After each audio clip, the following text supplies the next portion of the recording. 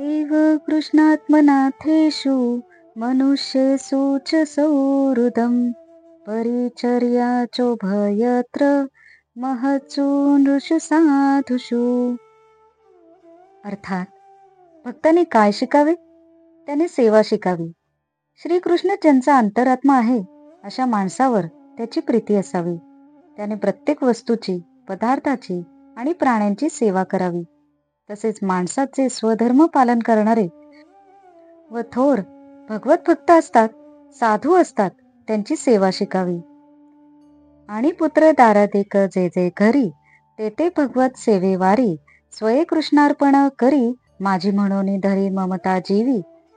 दारापुत्र देह गेह प्राण, यासी आत्मा सबाह्य पूर्ण, तेथे संकल्पे विण जाण, ब्रह्मार्पण सहजची. एवं दारा गेह देह संपदा, आत्मार्पणे शुद्ध श्रद्धा, भजले सर्व काळी सर्वदा, ते भक्त गोविंदा पढियंते. जो सर्वभूती हृदयस्थू, परमात्मा श्रीकृष्ण नाथू, त्याचे ठाई जो भक्तू, साधावयानेच स्वार्थू सर्वस्वे भजे. त्या हृदयस्थाचे ठाई दृढदृष्टी जव बसली नाही, तव सगुण मूर्ती हृदयी भजावी पाही सर्वात्म भावे. सगुण मूर्ती नातुडे ध्यानी, तरी भजावे प्रतिमेच्या स्थानी, तेथेची चलाचल दोन्ही भजाव्या गुरुवचन समसाम्य भावे. ज्या उपासक पूजिती त्या जाणाव्या चला मूर्ती, ज्या पांडुरंगाती द्वारावती त्या स्थावरा मूर्ती पूर्णोक्त. त्या मूर्तीहून श्रेष्ठ स्थान पूर्ण पूज्यत्वे ब्राह्मण, तेथे करावे का भजन सर्वस्वे जाण सर्वदा. त्या ब्राह्मणा माझी अतिश्रेष्ठ, श्रोत्रिय सदाचार निष्ठ, त्यातही वेदशास्त्रार्थी प्रविष्ट, ते अतिवरिष्ठ पूज्यत्वे.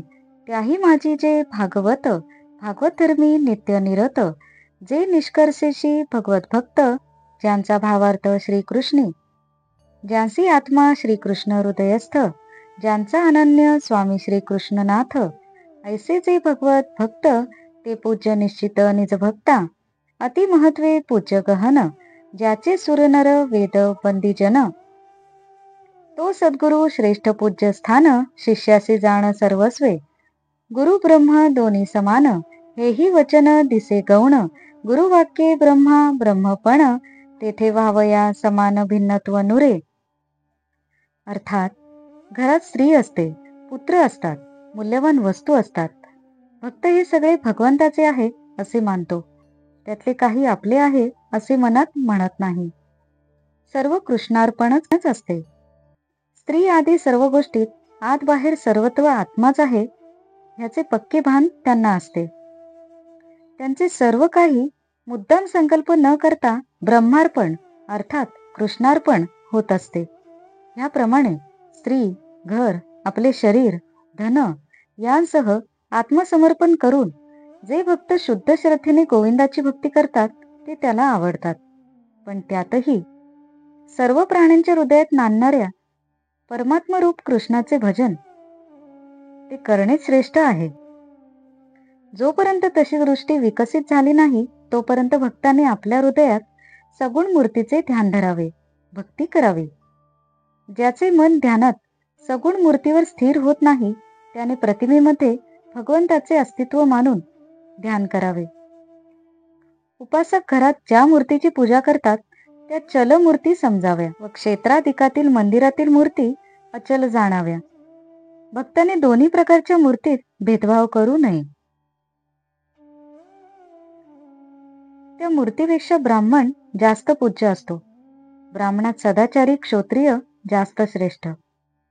त्याहूनही वेद आणि शास्त्र यांचा अर्थ ज्यांना कळतो ते जास्त थोर होत.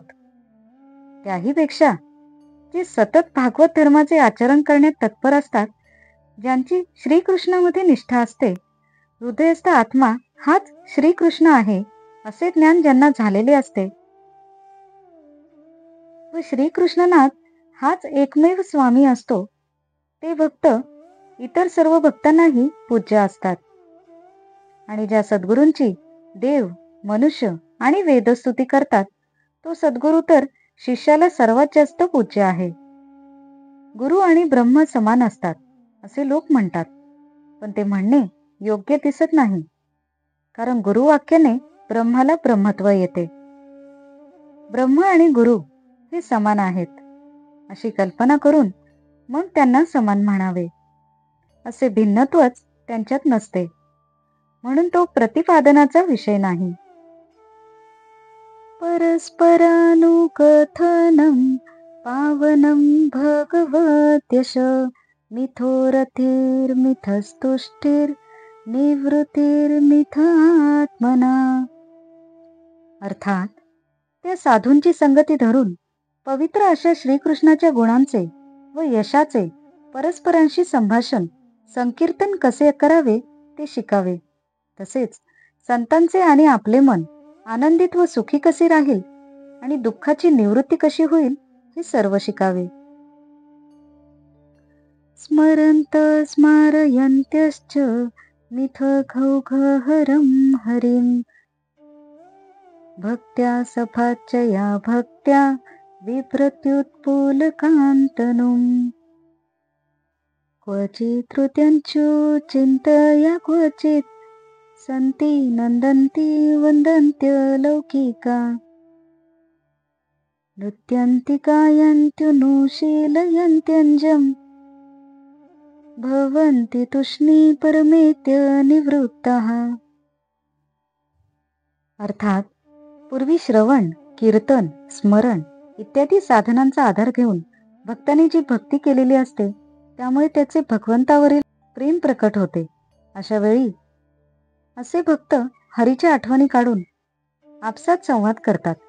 इतरांना सुद्धा हरींचे स्मरण होते आणि आनंदाने सर्वांच्या शरीरावर रोमांच उभे राहतात. ते देवांच्या आठवणीने केव्हा रडतात, केव्हा हसतात, केव्हा आनंदित होतात, केव्हा जणू काय स्वतः अलौकिक आहोत अशा भावनेने विचित्र बोलतात. कधी नाचतात, कधी मोठमोठ्याने गाणी म्हणतात, तर कधी भगवंताच्या लीला कशा होत्या तसे हावभाव करतात. मध्येच परमात्ममय होऊन एकदम गप्प बसतात. त्यांची वाचाच फुटत नाही. जैसा देवाचे ठाई भाव तैसाची गुरुचरणी सद्भाव गुरुदेव माझी पहा हो भिन्नत्व भाव असे ना.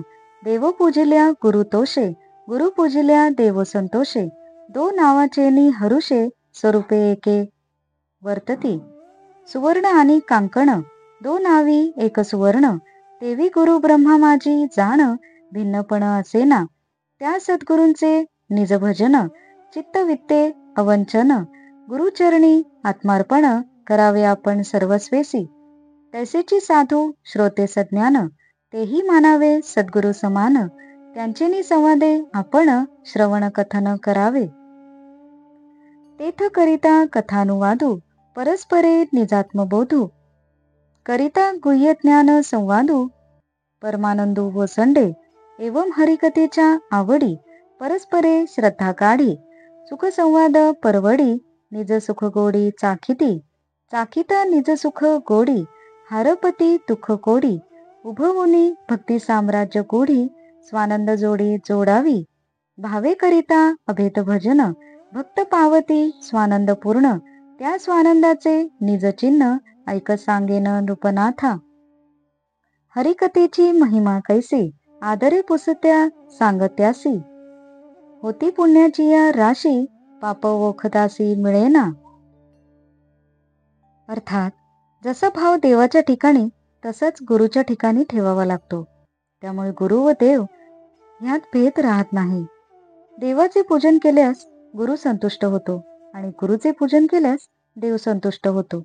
अर्थात नावे दोन असली तरी ते दोघेही स्वरूपाने एकच होऊन राहतात. सोने आणि कंकण ही नावे दोन, पण सुवर्ण एकच असते. तशीच गुरु व ब्रह्म ही दोन नावे आहेत, पण तेथे ऐक्यच असते.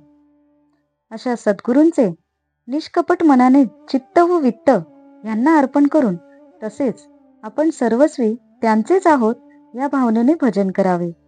त्याचप्रमाणे ज्ञानी साधू असे जे श्रोते असतात त्यांनाही सद्गुरू समान मानावे आणि त्यांच्याशी भक्तिविषयक संवाद करावा.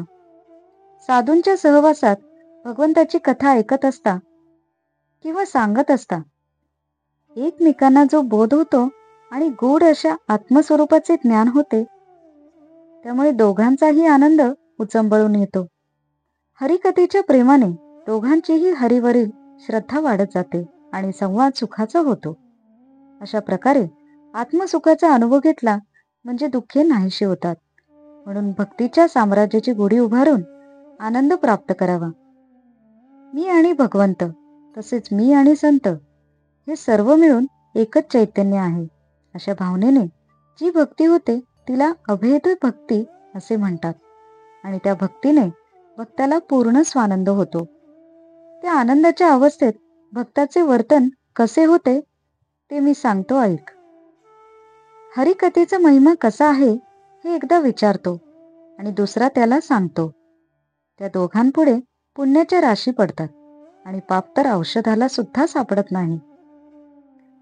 त्याचे नाम स्मरण करी सकळ पातकांचे हरी हरी, तो स्वये प्रकटला अंतरी, पातकावरी उरे कैची, साधन रूप भक्तीच्या युक्ती, पूर्ण सप्रेम उपजे भक्ती, ते भक्तीची निज स्थिती, ऐक चक्रवर्ती सज्ञाना, सद्भावे निज भजन करी, हृदयी प्रकटता श्री हरी, तव देहीची चिन्हे बाहेरी, क्षणा माझारी पालटती, परस्परे निज संवादू, करिता झाला स्वरूपाव बोधू, नेत्री जळ अंगी स्वेदू, प्राणस्पंदू पांगुळे, चित्त चैतन्या होता भेटी, हर्षे बाष्प दाटे कंठी, पुलकांकित रोमांच उठी, उन्मिलित दृष्टी पुंजाळे, करिता अच्युत चिंतन, सप्रेम गहिवरे मन, अट्टाहासे करी रुदन,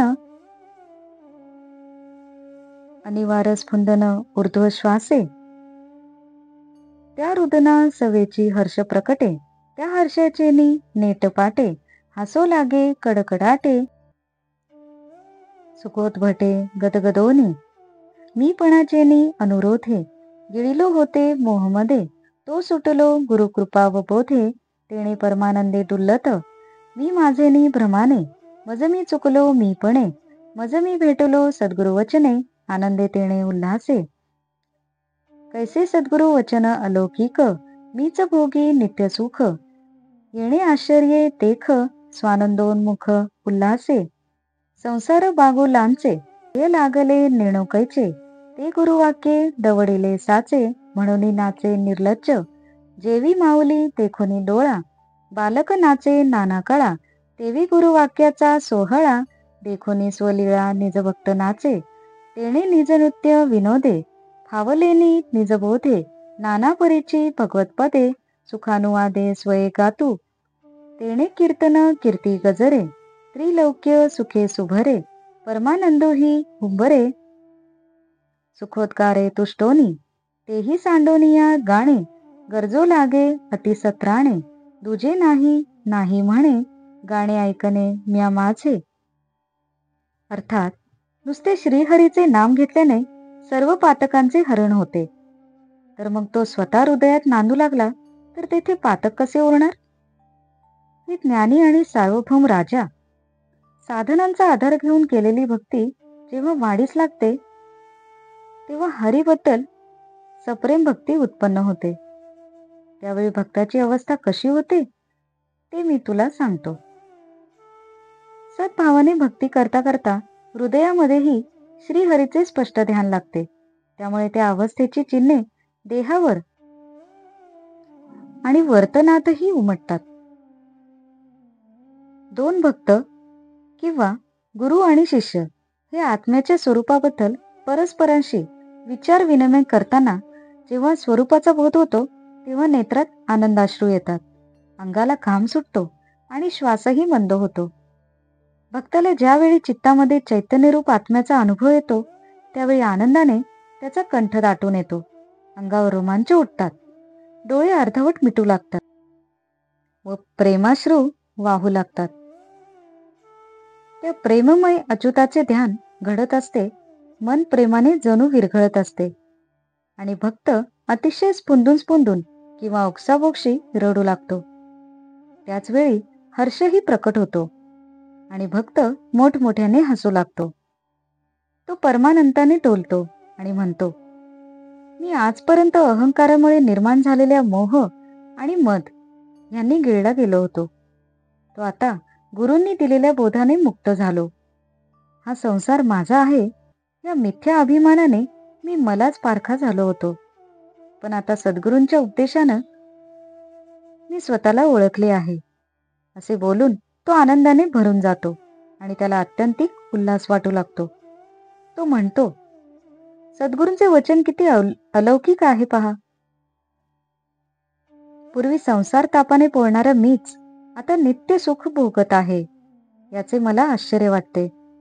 संसार रूपी बागुलबुवाचे भय कोठून कसे आले ते कळत नाही.